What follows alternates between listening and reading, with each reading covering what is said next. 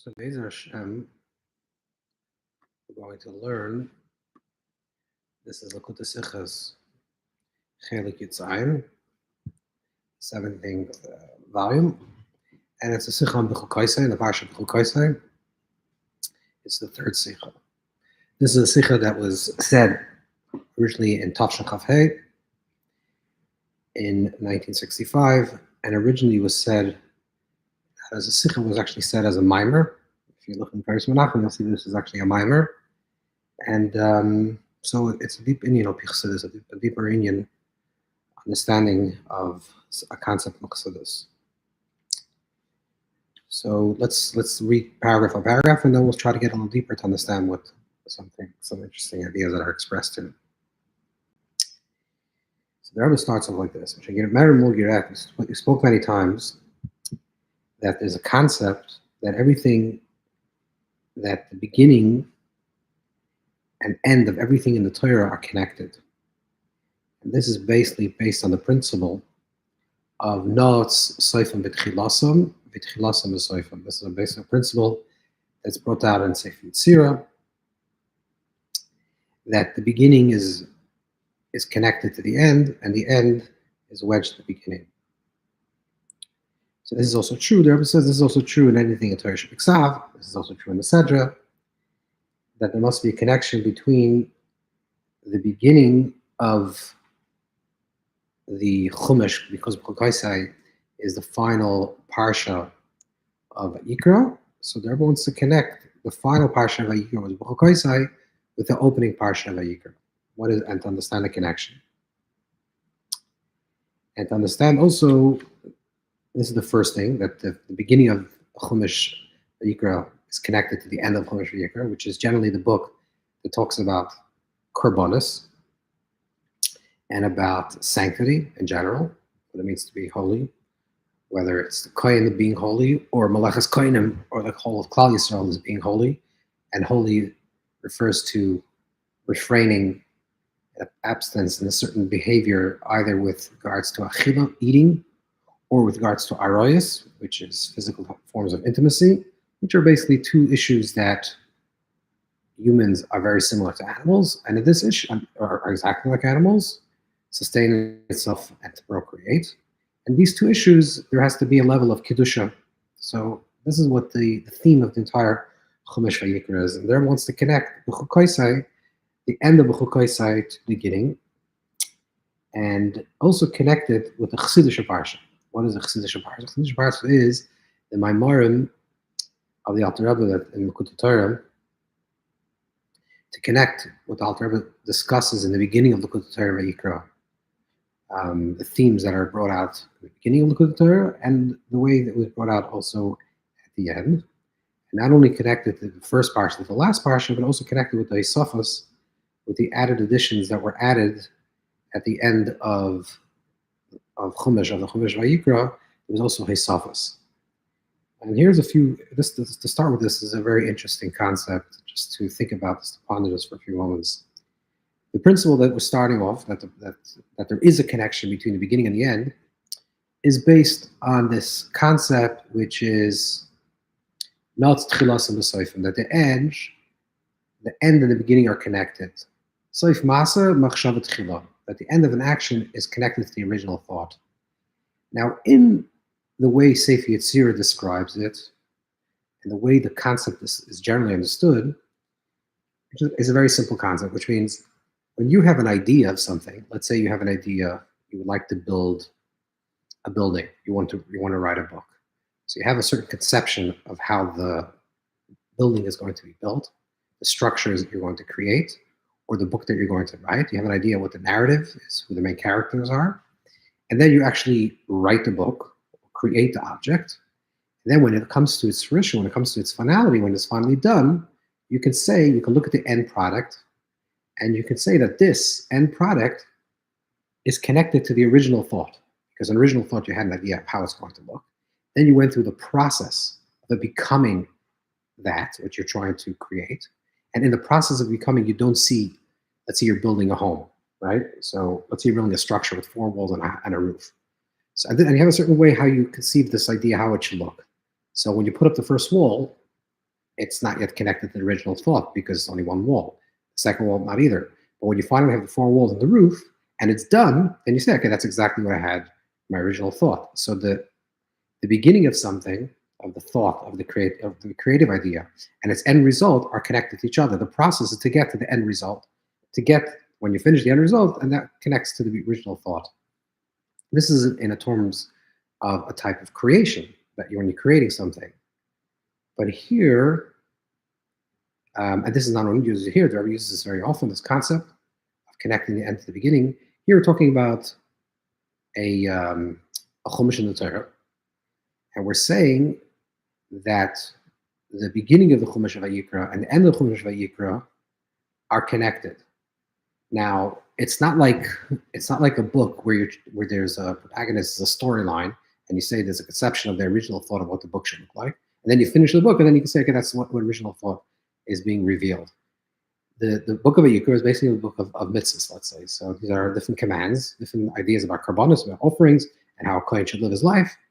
And it lays out the different mitzvahs, and it goes through the different commands throughout the entire book of Vayikra. And at the end, we say that the concept of Noas Chilasim L'Seif and Sasim Chilasim also is connected to this concept as well. But over here, that's a chiddush. That in itself is a chiddush, because why does it have to be that way? When you're creating something and you have an idea of what you want to create, and then it's a process of becoming created. So there's the concept of what you want to create. There's the end result of what you want to be created, and then there's the process of getting from this point A to point Z. And point A, B, C, and D is all to get to point Z. But in the Chumash, in the Torah, there is no such an idea. It's not like point A is only there to get to point B to get to point C. Every aspect of the Torah is itself a mitzvah. So why do we have to say that no, it's chilas and the seif and the seif and chilas? Why would we have to say that this concept actually is connected? And then to extend it even to say that a book like Likutei, which is a commentary on the Chumash, a commentary on the book of Vayikra, will have that same idea. So the root of this idea is the understanding of the hashkacha of everything. That there is an ultimate hashkacha pratius, there's ultimate divine providence. Certainly when it comes to the Torah, which is stak v'raisa v'arama. If we say that in the world process, there is a stage of the initial concept, and then there's a process to it become, and then it reaches its finality. If we see that in the world, that there's such a concept where the beginning is edged in the end, the end get edged in the beginning, we must say that the origin of that idea, even though it's in a different way of understanding it, we must say that the origin of the idea originates in the Torah itself. And then when it comes to a book of Likutei Torah, it's interesting because when the Rebbe talks about the printing of the Likutei Torah, it says that it was printed by the Tzemach Tzedek. And then it says that the Hisafis, the added editions of Likutei Torah were printed in the lifetime of the previous of the Friedrich Rebbe, which means that it had an hashkacha itself. So even though on one level you can say, like, why does it have to be not chilas and seif and seif and chilas? Why do we have to say the beginning is edge and the end and the end is edge and beginning? This is not a process thing. This is not a thing of process. It's a thing in itself, and therefore every step has its inherent value, and it's not there to build up to the next step. But since you see that in the world, we must say that it's rooted in the Torah. So if you see something in the world, that must be that that concept originates in the Torah. And where would it reflect mostly? In the Torah, in the actual book of the Chumash. So therefore, even though in the world of the Torah, everything is an end in itself, and it's not building up to point A, it's not building up to point Z, but since we see that in the world of process, that's the way that things work, so we must say that Bashkacha, that the same thing also is that if you look at the beginning of the Torah and the end of the Torah, they'll always have to be connected. And this can be done in every parsha. It can be done in the entire Chumash, each book of the Chumash, or it can be done in the entire Torah Shibuk. Then you can bring it out and make it broader into other things. And then it goes in how Gemaras are written, and Masechta is written the same way, that we have this concept of tying the beginnings and the end. And this is a very big theme in terms of a lot of the Hadronim that the Rebbe spoke on the different Masechtas and Shas follow the same path of connecting the beginning to the end. So this is the first thing that the Rebbe is trying to understand. What is the connection between the beginning of Chumash Vayikra to its end? And it starts off like this, that the Sichos is the simple connection between the beginning of the Chumash and the end of a Yikra. The beginning of a Yikra, the end of a Yikra, is at the beginning of a Yikra, it starts with Adam Kiyakim Mikem, starts with the laws of Karbanos, the laws of bringing offerings. And the end of a Yikra, in the end of Bechukosai, speaks about the Bechor Ramaiser. Bechor is the firstborn. We're talking about particularly Bechor, firstborn animal that becomes has to be redeemed. It's Kaddish, it's holy.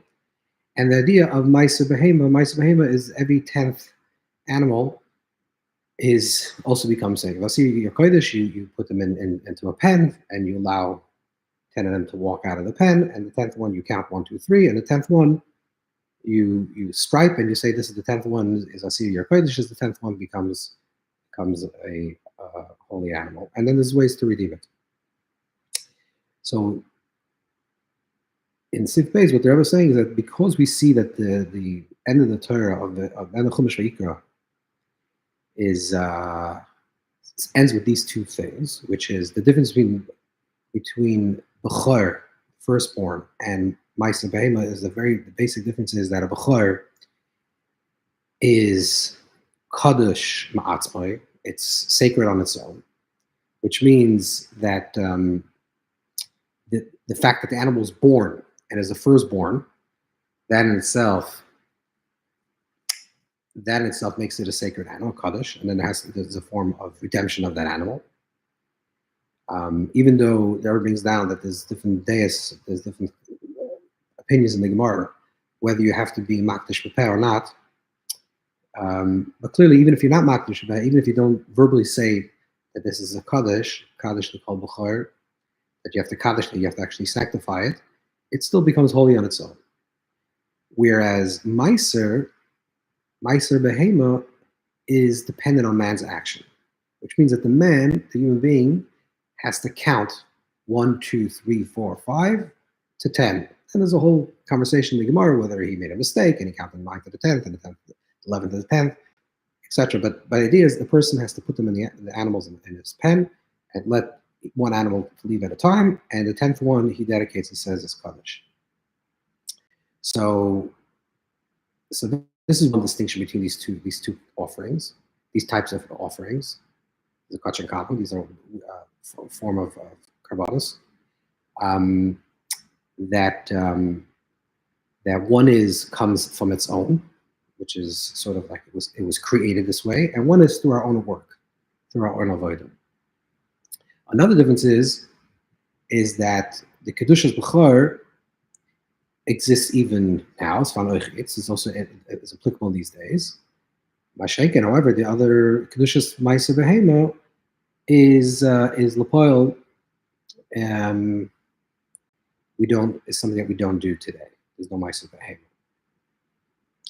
So therefore, this is the reason why these two things come. That these are the two things that the Book of Vayikra concludes, because in general there is kedusha that comes, this sacredness that comes from above, and there's kedusha that was created by man. And in general, the way in the spiritual way of thinking about this, anytime there's a Arousal, there's like an awakening that comes from above, and there's an arousal that comes from below. But in sequence, in order for it to be arousal from below, which is Allah's man, the elevation of the feminine, the first has to be Amshachas ma. The first has to be a drawing down. This is a principle in Kisari, and the Arousal speaks about this in great length, that there has to be first a revelation from above, which stimulates some type of movement below, and then the below has a arousal to come to above. So the Bechor represents, the firstborn represents the Kedusha that comes from above, and then the Ma'aser Behema, the tithing of the 10th animal, represents the Kedusha that comes to a man's work. And that's very much clearly connected with the beginning of the Torah, of the Chumash Vayikra, because the pasuk speaks about Adam Kiyakim Mikem. And Alter Rebbe in Likutei very famously asked the question. It's a question many ask. Chacham HaKadosh has many asked this question: why is the Adam Kiyakim Mikem a man that will bring an offering from amongst you? It should have really said Adam mikem ki Yaakov, a man from amongst you will bring this offering. The phraseology of the Torah is kind of like obscure. It's like it's a reverse. And Alter Rebbe there explains that Adam ki Yaakov mikem, the Adam, actually the man, refers to Adam Kadam, which means the primordial man, which is which means like the divine Godhead, as it were, or the source of everything. And this Adam is ki Yaakov, who draws closer, mikem, draws closer the person below, which means stimulates the person below. And then Karbal Hashem, then that person brings an offering, Behema, and then the person brings from his own animal self, he brings an offering, he brings an arousal from below. So in other words, the structure of the beginning of Vayikra is first there's arousal from above, and then there's arousal from below. And that's parallel, these two same things, which is first is the idea of Chor, and then is the idea of firstborn, and then is the idea of tithing. It's interesting to note that that in the Arousal over here, with regards to the idea that the difference between Kedushas Bechor, the sanctity of a Bechor, which is that it comes on its own, versus Meiser, which is through the person's own work, through a person's own sanctification, so to speak, through a person's involvement. So the Rebbe brings down the opinion of Rava, the Gemara Bechor. So he said, even though Asir Me'elav Kaddish, even though the 10th one is on its own, which means if you count 1, 2, 3, 4, 5, 6, 7, 8, 9, and you didn't count the 10th, and then the 10th one walked out, according to Rava, it's anyways, the 10th one is considered holy. Still, like Rashi says, you still have to count the 9. You have to count 1, 2, 3, 4, 5, 6, 7, 8, 9. And also, the 10th one only becomes holy once it leaves the pen, once it actually exits. So you 1, 2, 3 have to leave, and then the 10th one, even though if there's only 10 in the pen, it will also be the same way. But once it leaves, that's when the kedusha actually becomes kaddish. That's when it becomes holy. Then he brings down in the R11. He brings down this the Likutei from Yosef Engel, which deals with this whole question of kedusha malah. If the ma'aser behema is a kedusha that comes from its own, or comes through man. And the conclusion that the Rebbe has is that it comes through man. And this will answer the question of the issue that the Minchas Chinuch raises. So if you look actually in the Minchas Chinuch, there is the Minchas Chinuch in Shin Samach, which is the laws of Ma'aser Behema. So the Minchas Chinuch actually understands the Ma'aser Behema, the idea of the 10th one that becomes holy, that it's Kaddish Me'alah, Kaddish Ma'atzmah, that it's sanctified on its own. And the Minchas Chinuch has a question whether if the Bailim Yachol Lishul Olav, whether the man, the owner of these animals, could ask and retract of the sanctification that he created. And the Minchas Chinuch says that even though in general with Trumas and Kachim he can ask Yachol Lishul Olav, he could ask and retract. Avokanda Sir Me'elav Kodesh, there's but here by the 10th one, which it's sanctified by its own, therefore you cannot ask. The Minyan Asir Kodesh V'lo Yadeh Mirasa, he says that it's holy on its own without actually saying it. Therefore, Lo Mahani Klal Sheli, you can ask, you can retract on it. And he says, Kenyan Lubar, this is clear to me. This is the Minchas Chinuch. But it's interesting that he brings down from the Turei Even, he brings down from the Taz in Rosh Hashanah, where the Taz actually says the opposite. The Taz says that that it could help to ask, which means it seems like the Ma'aser Behema is actually an action that is done by man. And it's famously brought down in the Fikiyam, which is a famous Mitzvah Sefer, the Shiva Sefer, that it says that he once was speaking to Chaim Brisker, and he brought him proof from the Gemara in Bechukosai Islam and Aleph, where it talks about where you could be shoyel sheila, you can ask that question and reverse the kedusha. And the Gemara, when it talks about meisers, it says that the way to get out of it is if he makes a mum, he inflicts like damages the animal on some level, which can no longer become sacred, and that's the way he can get out of doing the meiser. But the Gemara doesn't say that he can ask a shayla, he can ask a question and reverse his sanctification. And he said this in front of Reb Chaim, and Reb Chaim agreed with him.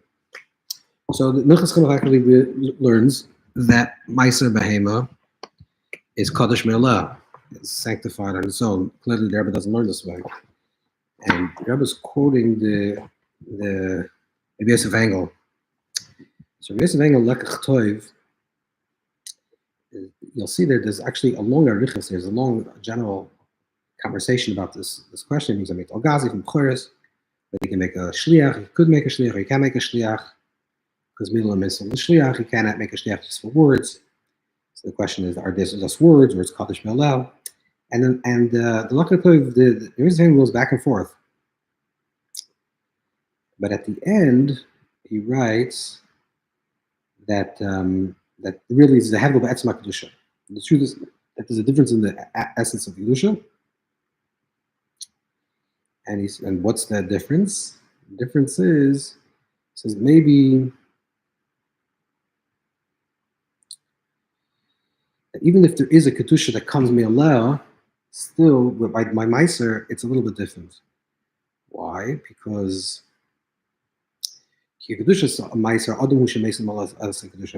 meiser, the person actually brings down the Kedusha. That's what the Torah says. By counting to 10, that's the way you draw down the Kedusha. And therefore, that's the difference. Kedusha meiser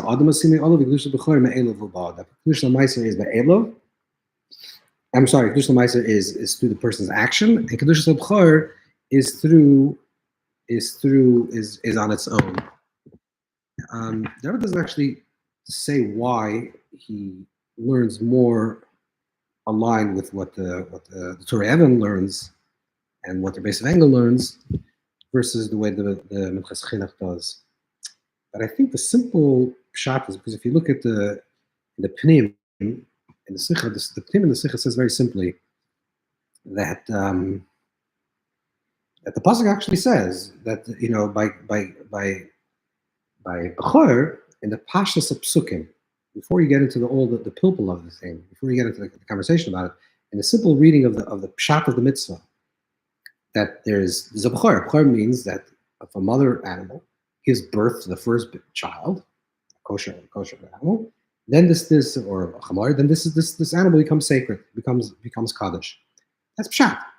The pshat is that it happens on its own. Meiser is something that doesn't happen on its own. This on the pshat level. It certainly doesn't happen on its own. There's some type of process that's involved. Now the question is the process that's involved just like Xeris HaKosov, you have to do it this way, but really it comes on its own?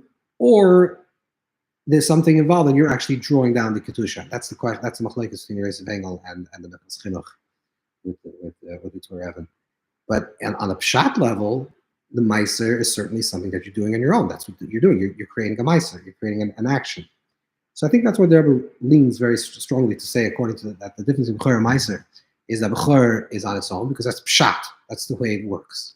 On a simple interpretation level, that's what pshat is, that the child is born and therefore it becomes holy. And meiser is an action. It is an action. Question of what type of action, but there's definitely an action. So therefore, the difference between these two things, again, the way the Sichos we understand up until now is basically very simply that the notes chilasim b'seif chilasim, the edge of the Chumash Vayikra is connected to the beginning, is because they both start with the idea of a kedusha, of a holiness that descends from above, which is an idea of a susan leila, an awakening that happens beyond the human's participation. And then the second thing is mina behema, that a person actually is drawing closer to Hashem, which is the Sarusa Lotata, which is the idea of the Meiser. So the Bechor and the Meiser and Vayikra connected to the two things. Okay. Then the Rebbe wants to go a little deeper and says like this: that this is the same thing as these two ideas are reflected within the person himself. Bechor In the nefesh adam, in the person's psyche, represents the level of the firstborn, of the first. So in the spheres, that represents chachma. Kaddish, kedusha is connected to chachma, detachment, something that's transcendent. Kaddish mufresh. That's the idea of chachma. So that represents like the purity of the soul that's detached and transcendent of all the dramas of life. Something that's always holy and pure. Something that's the essence of our soul. Not the essence, but the quality of our soul that is transcendent of the details and the we'll call the processes of our soul. And then there's Meiser. Meiser is literally the 10th tithing, which correspond to the 10 aspects of our soul. So from Chachma, Bina, Das, all the aspects of the soul, like the Sichos. And this represents the unfolding of our consciousness into the details of our life. So Chesed is one expression to give, or is another expression. So Kaddish, because Kaddish represents the Bechor, the Chachma, that represents the purity of the soul. That's not something that we activate, that we transform, that we work on. It's something that's gifted to us. That's the level of Chachma that the Rebbe speaks in Tanya. That's a level of Mesiras Nefesh, that level of self-sacrifice that a Jew wants to be connected to HaKadosh Baruch Hu in all times, under all circumstances, and that even if consciously they don't understand why, and logically it doesn't make sense maybe, and there's a logical reason to say maybe it's not, maybe there's even maybe even there's a way to say that this is a mitzvah of Yavar Lo Yared. But the Mesiras Nefesh comes out because there's a part of our soul that never wants to separate itself from Hashem. And the source of that is not something that we achieved on our own. This is the Yerushalayim Avosenu. This is something that we inherited from Avraham Yitzchak Yaakov, because they were our ancestors, the Avis, were a Merkava, like Alter Rebbe explains in Tanya, and they worked themselves out in such a way. They served in such a high level of Avodas Hashem that they transformed their entire body into a Merkava, a chariot to hold divine presence in their life. So therefore, sort of they turned on the G marker, like the way the Kuzari reads it, is that there was this special quality that was given, and then that was turned on, and then from then on, anyone that's a descendant of Avraham Yitzchak Yaakov, even a ger, that's like the Rambam writes, is even higher on some level. It has this spark, and that's something that's not worked on. Then there's the other part of our soul. And therefore, this Bechor, we said before, the Bechor also applies both in times of exile and time of Eretz Yisrael or not, because that represents the Kedusha, the sacredness that's always there, it's always present. However, the Kedusha is Meiser, the idea of Meiser, because it represents the Koiches HaNefesh, the internal part of a person, which we'll call, let's say, more the Pnimi, the internal aspects of himself. So therefore, in the internal aspects of self, there can be differences. There could be a time when you're feeling it and times you're not feeling it. Times that you feel connected and times you don't feel connected. So therefore, that's a Kedusha that's dependent on a person. And therefore, that type of Kedusha was only applicable in the times of Beis Hamikdash, and it's no longer applicable, at least in a revealed way, during the times of exile. And that's the connection between these two things on a deeper level, because in the beginning, the Alter Rebbe explains that what does it say? If you walk in my chukim, my statutes, and if you keep and you protect my mitzvahs, what's the double types of mitzvahs? So the Alter Rebbe says that there's chukoisei teleichu refers to the chakika of the neshama, parts of the neshama that are chakuk, that are engraved, just like when you engrave letters on a stone. It's not like ink on a paper, which is two separate things that are connected to each other, even though they may become some level permanently connected, but they're made two separate things. However, with engraved letters, the stone and the engraving are one and the same. That's the highest level of Anashama. So what we're saying is that with regards to Bechukosai, with regards to chukim, which things that become engraved, they represent the parts of our soul that are eternal, that are ever and everlasting. So therefore, the movement is infinite to Leichu. That's with Smoisai, and the mitzvahs refer to the place of a person's action, a person's internal life, where they're drawing down that inspiration that comes from above, and they're making a vessel to hold that inspiration. So the inspiration that comes from above, the awakening that comes from above, is transcendent of me. Therefore, it applies to an exile or in a redemptive state. It applies to whether we're in Israel or outside of Israel. It's always present. Whether the person is a tzaddik or the opposite of a tzaddik, that's the Mesiras Nefesh of the soul. That's the one level. But then we're saying that type of inspiration is a obligatory, it's infinite, and we need to make the vessels to hold it. And the vessels to hold it is the mitzvahs. So that's the way, the connection between the beginning of the parsha, the beginning of the Chumash, and the end of the Chumash. Now there I want to say even a bigger chiddush. So the principle is, it's the principle in halacha. It's principle in halacha with the lost brachas in particular, that everything goes according to its conclusion.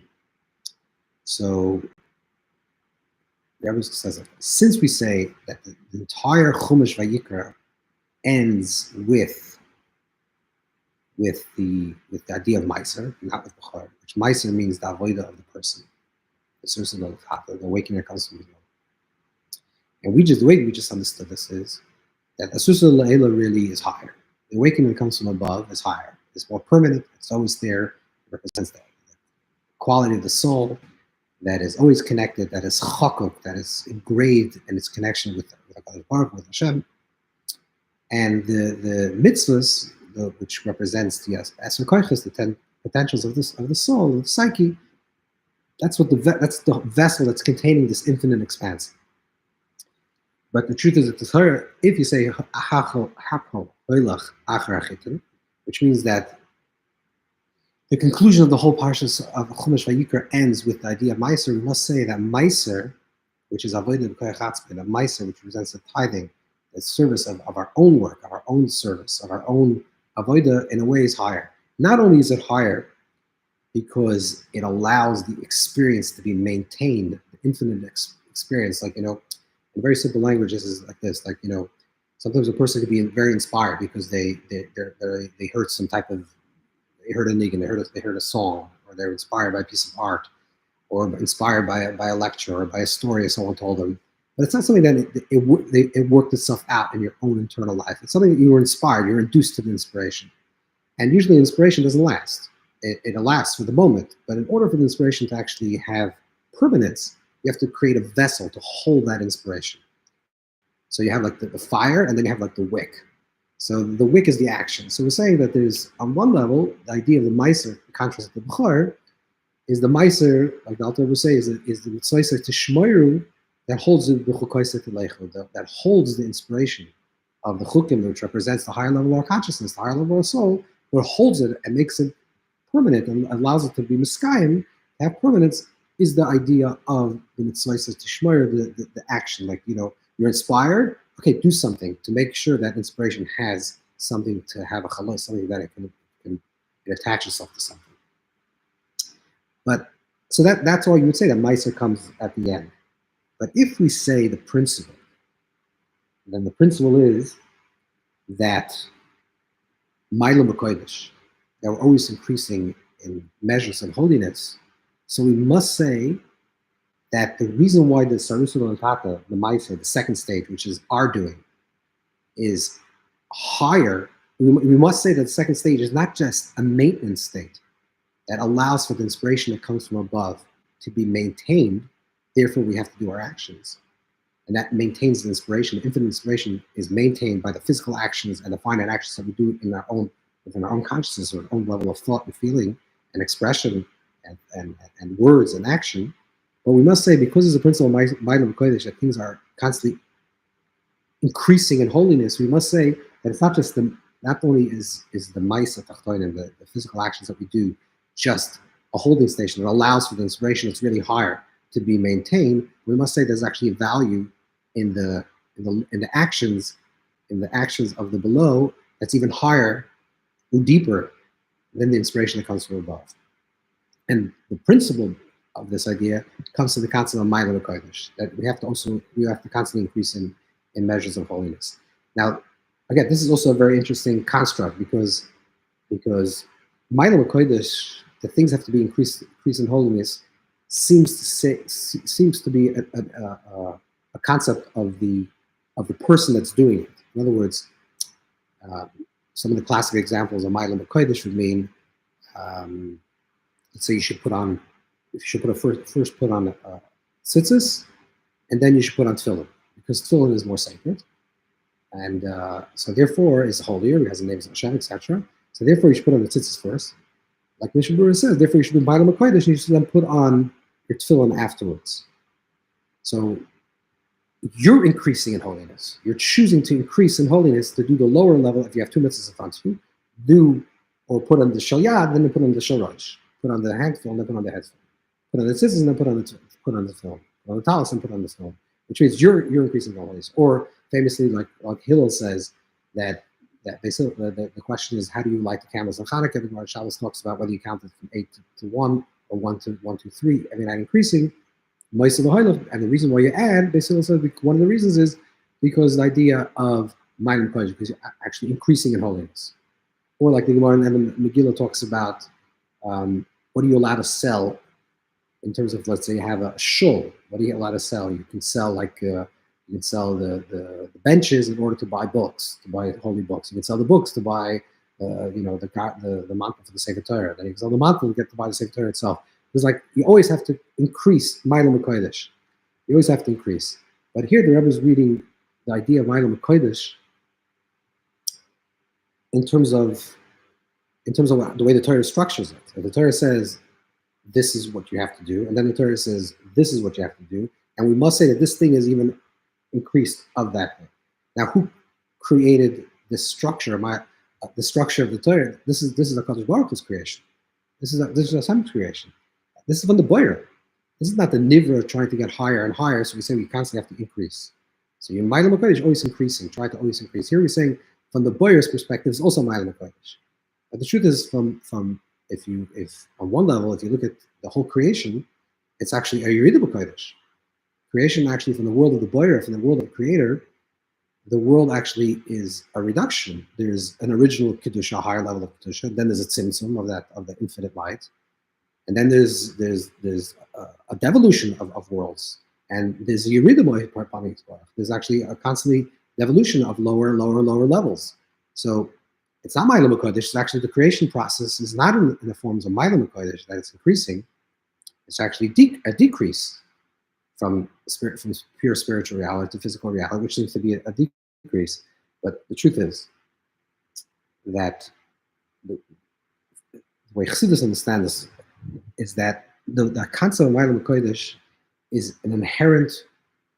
The principle is already brought down already before, and other Talmid of Darim, that the principle is that the world is actually always Mailam Kodesh, is always increasing in holiness. There's always a trajectory upwards.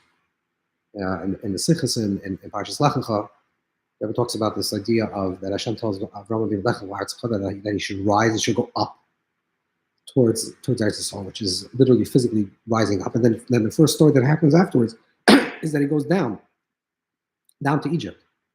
That he goes down south, which is a Yerida.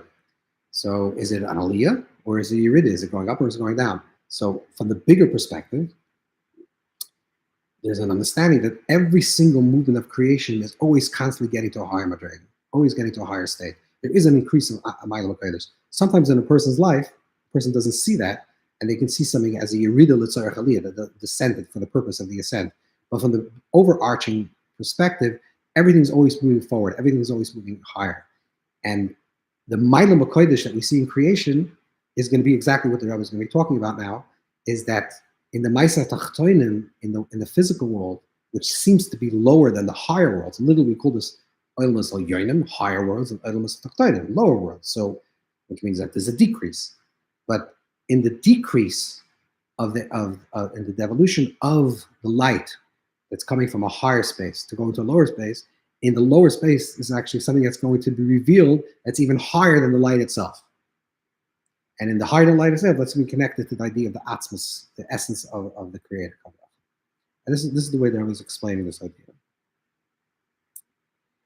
Yeah. So let's go to what it, okay. Let's see what he says. Okay.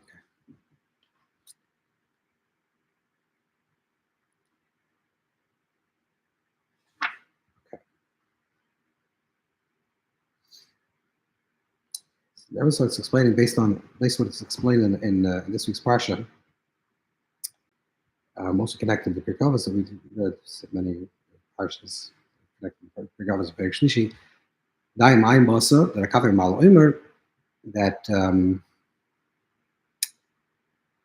mahala kavir is also ekev kavir mal omer da Mayim Basa lo netoilach. We should know from where we come from ayin, and we go to where are we going. So Alter Rebbe explains that ayin, you come from a place of chachma, nothingness, higher from space.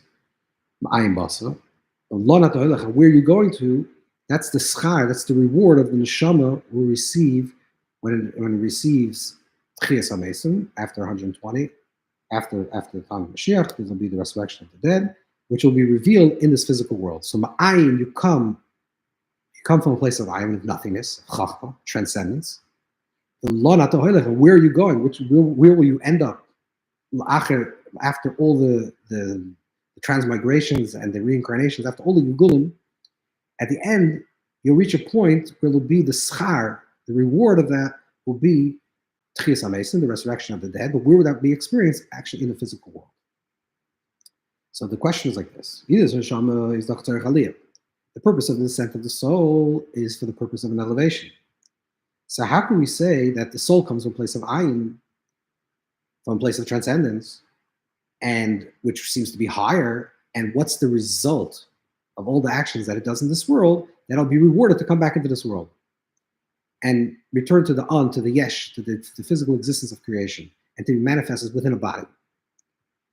So what's the aim? What's the idea? Why is this way? Why is this the peak? Because ultimately, in the makam gashi, in the physical world, dafke lamatas from the giloy and say bovet coming gashi shadum the that specifically in the place of the physical world, in the physicality, is the place where there's going to be the revelation, the ultimate revelation of the highest level of Atzvus Ein Sof, infinite life, of the infinity. This is such a level of infinity that it transcends all definitions of being infinite, and therefore can be expressed both in the finitude and infinite together. And where is it particularly expressed? Specifically in the physical reality. And that's why the Avodas Ha'adam, the person's work, reveals the koyach atzmos, because the power of the atzmos.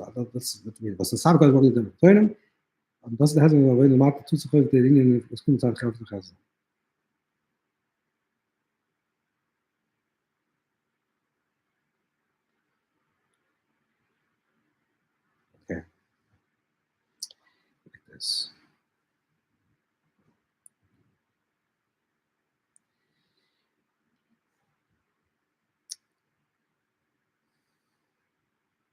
In the world of Gilui, in the world of revelation, there's a possibility for a higher revelation, a lower revelation, and no revelation. But these are all grades of revelation. And therefore, there's a possibility that it could be, and it kind of could be in its full form, it could be in its last form, or it could be not at all revealed. The fact that we say that something, let's say, for example, you have a thought. A thought is a type of revelation. You have a thought.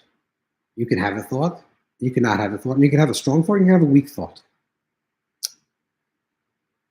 When we talk about Hashem. We say that Hashem is revealing as Ein Sof, as infinite light. And this infinite light was revealed in its higher form in a spiritual realm, in the world of infinity, where there's less vessel, or is like the vessel is one with the light, and all that is experienced is the light, pure infinite light. And then this light is reduced until like this light becomes such a reduction that it appears as if it's matter. If we can use this metaphor. So the light is a reflection of something, but the light is not the thing itself. Let's say you have, it's very hard to imagine this. Let's say you have the person, and then you have the person's manifestations. So sometimes the manifestation is manifesting in its perfect form. Sometimes it's less manifested. Sometimes it's not manifested at all. But then there's the person himself. So when we talk about Hashem Kaviyachal, obviously Kaviyachal, and we can't really talk about this because that's an oxymoron. But when we talk about this idea, say it like this: when there's a revealing of Hashem, which means in the upper realms, in the higher realms, in the inner worlds, there's a revealing of the infinite light. And then in the lower worlds is a less revealing of this infinite light. That's all part of the world of revelation. But that's not the thing in itself. That's not HaKadosh Baruch himself. That's not the Atzmus Ein Sof. That's not the Atzmus himself. That's not the essence of Hashem. The essence of Hashem is the isness that always is. And there's no possibility that it can be. When there's something that's revealed, it's possible to be revealed and to be less revealed, or more revealed, or not revealed. But in the atzmus of the thing, let's say for yourself, and this, if you try to understand it like this, if you say, I'm for myself, I'm having a thought, I'm revealing a thought, or I'm speaking. Sometimes I say words that make sense, sometimes a little less sense, and sometimes I want to remain silent. But throughout the process, whether I'm talking or not talking, or speaking a lot or speaking a little, there's always me, and I'm always present. So the presence of atzmus kaviyachol is always there. So in the upper worlds, let's understand like this. In the upper worlds, or the inner worlds, or the spiritual realms, which is a reflection of the divine light, of the or of the gilui, that's not still connected to the essence. So where is the essence of HaKadosh Baruch Hu expressed? Where's the isness of HaKadosh Baruch Hu expressed? In the isness of creation, where there's nothing actually being revealed. So precisely because nothing is being revealed, it's a container that can hold the isness of existence.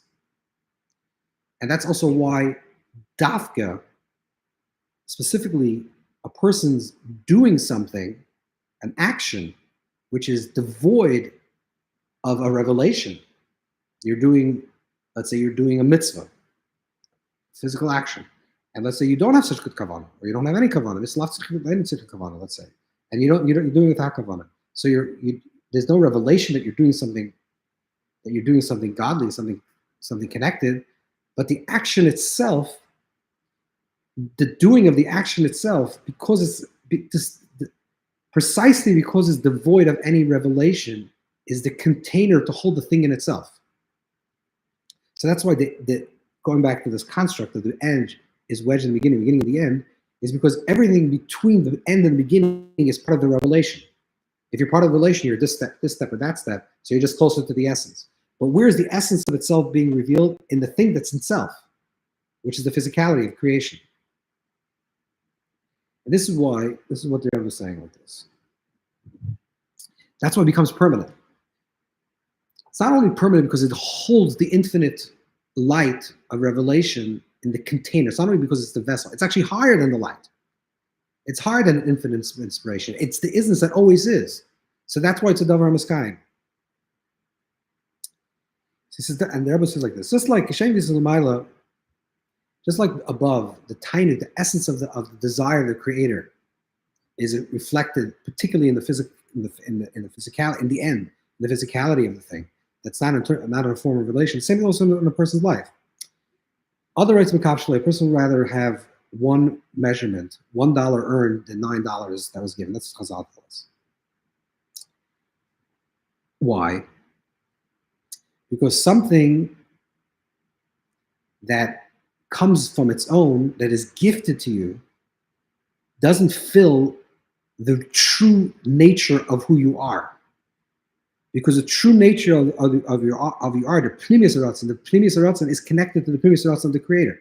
The internal desire of your being is connected to the ultimate desire of the Creator. And what is that desire of the Creator? To be present, to reveal, to be present in the physicality. So in our own life, that's actually the way it's revealed in our own life, is the desire, the deepest desire. You can give a person $1 million, the person will be very happy. But if a person earned even $100,000, they'll be much more happy, because it talks to who they truly are in their essence of themselves.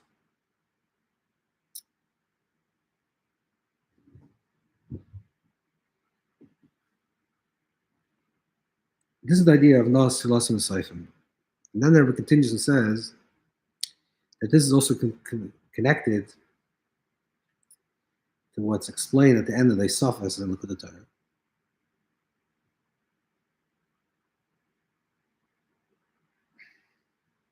That's explained that in Kippur, it's called a tainug atzmi, pure pleasure, bilti murkov.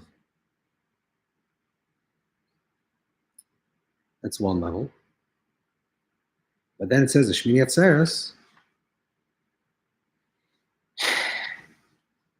which is the peak of the days of Yom Tovim of Tishrei, is even higher than that. So what does it mean that it's higher than that? Okay, so let's what was he saying? It's saying like this. There's a tainug, it's a tainug murkov. There's a tainug, a pleasure, that's a blended pleasure, which means it's a pleasure that's derived from something else. Let's say a person likes to eat food, and they're eating something that's very delicious to them, and they're deriving pleasure, or they're listening to music, or seeing something beautiful, and they're deriving pleasure from it. So there's something inherently restricted in the type of pleasure that you're experiencing, because it has a definition. It's a defined thing. It has its experience as something that's defined. In other words, let's say a person's eating. Okay, that's a pleasurable thing. Let's say a person really enjoys eating this food. They're having pleasure, but the pleasure is derived from something outside of themselves.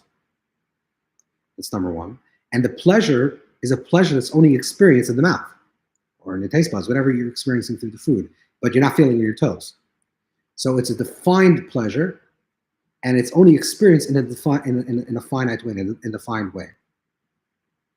Because the pleasure is connected to something that's outside of yourself. It's murkav. It's tied up with something else. And because that other thing has a certain definition, the way it's taken into you and enjoyed, it's enjoyed in a particular way. Then there's a higher form of pleasure, which is called tainug bilti murkav, which the Alter Rebbe explains in the Likutei. His idea of the tainug, the chayesim b'rov, there's a type of pleasure that comes on Yom Kippur that's beyond food. That the pleasure on Yom Kippur, the tainug, the high level of pleasure in Kippur, and the reason why we don't eat on Yom Kippur is not because we're not eating on Yom Kippur, we're refraining from eating food on Yom Kippur.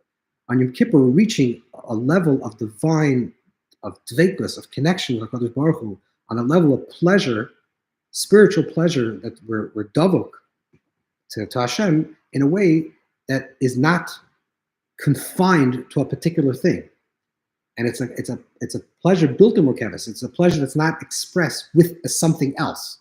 It's the pleasure of the soul being one with Hashem. So therefore, it's not expressed in a particular thing. It's not defined in a particular thing. It doesn't have a particular time and space. It's always, and it's everything, and the entire body is experiencing it. It's the pleasure of feeling ourselves one, connected with our source. This is the level of Yom Kippur. This is the highest level of Yom Kippur, which is a tainug bilti murkav. But then the Alter Rebbe says, further on, the Alter Rebbe says that there's a higher level than that, which is Shmini Atzeres, the highest level of Tishrei is going to be the level of Shmini Atzeres. And Shmini Atzeres is the 8th day, the highest level. Shmini Shevan, which means like the essence of it. That's the Arousal talks about as Mana Yichud. This is the highest level of pleasure.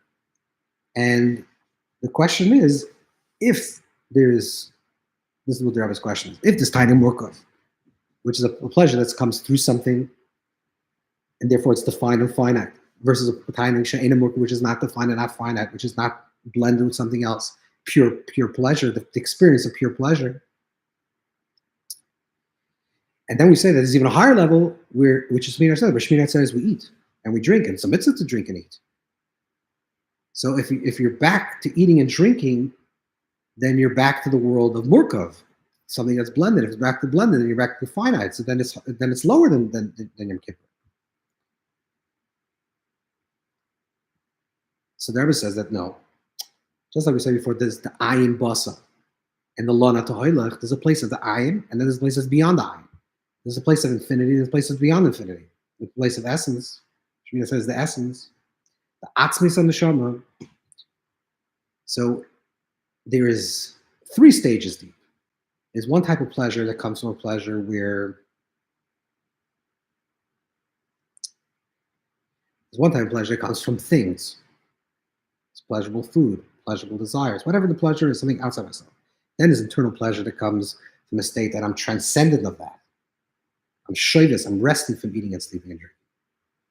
Or from eating and drinking. This is on Yom Kippur, a tiny built-in makavis. But then there's a higher level of pleasure. What's the higher level? This goes back to the atzmistika thing that we're talking about. In the oasis, what the Rebbe brings down is like this. There's oasis hakika. There's letters that are engraved in the stone, which we said the letters that are engraved in the stone. So let's recap a little bit. The letters that are engraved in the stone represent what? The chacham shel nefesh, the level of ayin, the level of mesiras nefesh, the level of transcendence, the level of connectivity, of oneness that never wavers, never changes, always transcendent of the material and physical world. That's the ayin. That's where we come from. But the tachlis, the whole intention of the creation is that lana to'el, which we get to the place of the bria, of the physicality. Because why? Because in the physicality we're connected to atzvus hamisha and nefesh. Because in the physical world we're connected to the nesava, to this ultimate desire, and therefore, a person would rather earn than be given a gift, because earning is your own desire, and the own desire is coming from the place of your atzvus hamisha and nefesh, from the essence of your soul.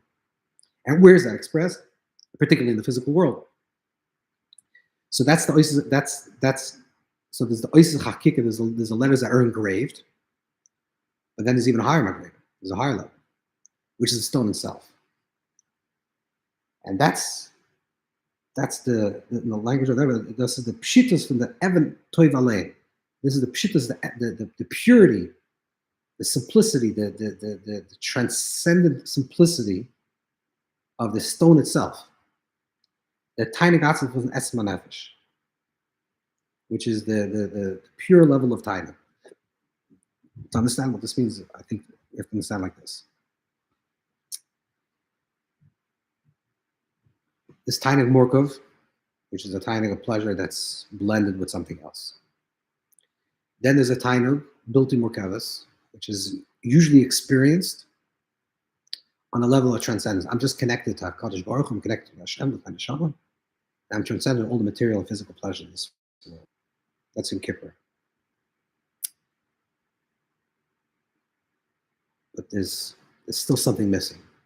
Because if I can only experience pleasure, divine pleasure, which ultimately my strongest desire is connected to the ultimate desire, which is the ultimate pleasure of HaKadosh Baruch Hu that wants to have a day with the. If I can only experience pleasure by not something, that in itself means that it's something external to my existence. If I can only experience pleasure, if I experience pleasure by eating, it's certainly not me, because it's the external thing that's giving me pleasure. So it's not who I am on my own. What's the higher level of pleasure? This internal pleasure, this inner pleasure of the connection between my neshama and its source, and in the state of dvekas, connectivity. That's Yom Kippur. That's the level of elevating ourselves, transcending ourselves. But if I can say that, if we say that we only experience this level of pleasure, built in Mukavas, only when we transcend physicality and the material world, that in itself means that it's something added to our existence, which means it's not our essence.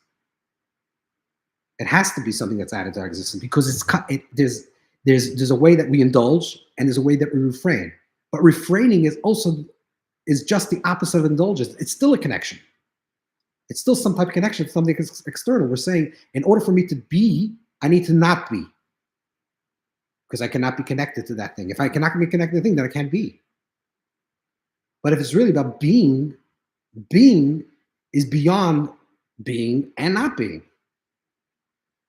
And if the timing of the pleasure is so deep, then I can't say that I'm experiencing it only by the absence of something. If it's the absence of something, then it's like the engraving into the stone, but it's not the stone itself. It's not the essence of the stone itself. What does it mean to be the stone itself?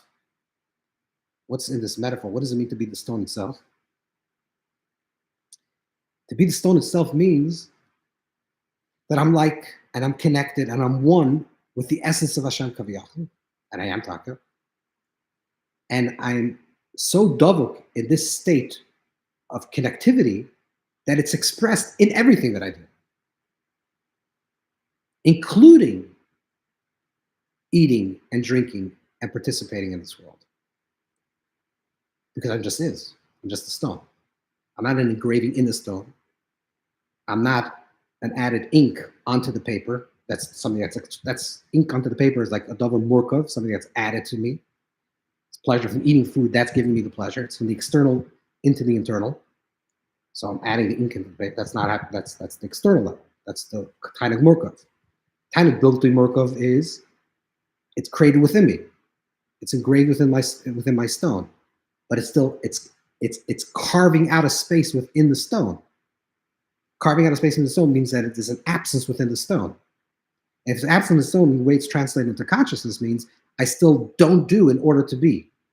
But if I'm not doing in order to be, then I'm not really being. And the ultimate level, this is what the Rebbe is saying, the ultimate level of being is Atzmas Ein Sof, is Atzmas. And the ultimate level of my being has to be a reflection of Atzmas. So where's the reflection of Atzmas? When I be in a way that everything that I do is also sacred, also holy. So the tainug is not from the external into the internal, from the outside into the inside, but the pleasure comes from the internal that's being expressed also into the external. And the external is part of my internal. Therefore, it's not something that's separate from me. That's why, because that's going to the place of the isness, to the atzmius of Ein Sofius, something that's beyond revelation, beyond non-revelation, which includes both revelation and non-revelation. And this is Be'erich what the Rebbe is saying over here. This is it's a very deep mimer.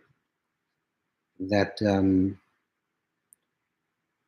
that the whole Chumash Vayikra, the whole book of Vayikra, comes to the culmination specifically in the avodah of Tachtonim, in the work of the person below, in the Ma'aseh Tachtonim, in the things that we do, in the Kaf Shaloi, in the Lana Tahoylach, to where we're going, because that's the ultimate purpose of the creation. And if Karbanis is generally a grand metaphor of Kirvas Hashem, that we're getting closer to Hashem, like the Alter Rebbe also explains there, that a person desires to get closer to Hashem, the ultimate expression has to be that we're not looking from the outside to accumulate things to us to get closer. The foundation is, the source of the foundation is my etzem neshama, my etzem nefesh. My etzem nefesh is the stone itself. I'm not something that is connected to Hashem. I'm one with Hashem. And therefore, since I'm one with Hashem, Bechukosai, and a level of even higher than the level of the Chakika, since I'm one with HaKadosh Baruch Hu, I'm one with Hashem. Therefore, everything I do, the mitzvahs that I do come from that place of that beingness that's being expressed in every single action that I do, in every single doing. So it's not that I have a tainug that let's say in Shmini Atzeres, it's not that I enjoy the food, something, and therefore is giving me pleasure. I'm in a state of pleasure that's being expressed in the food. I'm in a state of joy that's being expressed in the joyful things that I'm doing. And this is the unity between these two things, which is the ultimate schar. That's the ultimate reward, and that's why, in conclusion, the Sichos concludes that this is the idea of the schar. This when we talk about the schar, Bechukosai talks about schar oynish, the idea of reward punishment. But the ultimate schar is when it becomes revealed what we're doing, that this being state becomes revealed in all of creation. Therefore, it's specifically in Tchias HaMeisa, specifically in the return of the body and the soul, the joining of the body and the soul. Because if it's just the soul, that's part of the revelation. It's not part of the essence. And it's not the body and the soul, or the body and the soul. It's the body that's there's language in the Marash Mamar that lost love in the future, the neshama is enes min haguf. That in the future the souls will take nourishment from the body. The souls they take nourishment from the body means that the body is the essence, connected to the essence, the atzmius, which we reflect in all the Giluyim, in all the revelations. So therefore, the neshama itself gives the koyach to the body. I'm sorry, that the body itself is nizam to the neshama, because the neshama is the gilui, is the revelation. In today's day, the way we think, in our estimation, the way it works is that revelation is higher, and we have to need inspiration. So the susul el is higher. The inspiration that comes from above is higher. But ultimately, it's mamish the opposite. It's mamish the other idea. It's mamish the opposite. It's mamish that the guf, that the neshama is nizam and aguf. Neshama is nizam and aguf means the revelation comes from the place of the being. The expression comes from the being state. And that's the Chatzos. This is why the highest level is Taka Shmiyat Seis and Chastorah, which is Kiyudua. This is also the Rebbe's Shpiz. You can see this very clearly of this type of living, this atzmistic living. Okay, that's something to say.